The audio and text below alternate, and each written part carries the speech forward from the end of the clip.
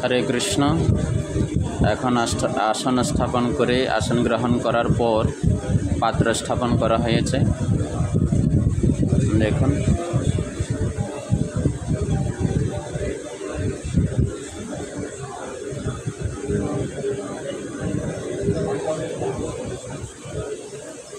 প্রত্যেকটি জিনিস হাতের নাগালের ভিতর যেন পাই, এই জন্যে এভাবে সাজিয়ে নেওয়া হয়েছে।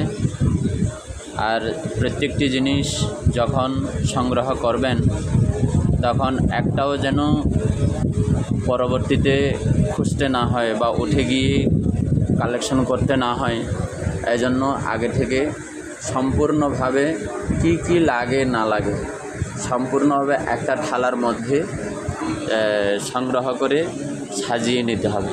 এইভাবে আমি এই থালার মধ্যে সম্পূর্ণ সংগ্রহ করে নিয়েছিলাম।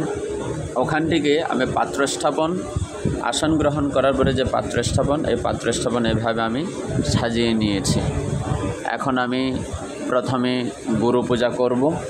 গুরু পূজা করার পরে পরম গুরুর পূজা করব, এরপরে পরম্পরা পূজা করব, এরপরে আমি গৌরনীদের পূজা করব, তারপরে জগন্নাথ বলদেব সুভদ্রা মহারানীর পূজা করব, তারপরে এখানে আছে রাধা মাধব, শালিগ্রাম, নৃসিংহদেব, এগুলিকে আমি একে একে একে একে আরোহ পদ্ধতিতে পূজা করব।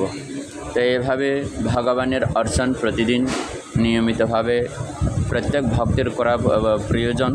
তো এভাবে যদি ভক্ত ভগবানের সঙ্গে যদি সম্পর্কযুক্ত থাকে, তাহলে ভক্তদের মন হৃদয় কখনো বিচলিত হবে না। তো এভাবে সে অনায়াসে ভগবানের সাথে দৃঢ় সম্পর্ক গড়তে পারে।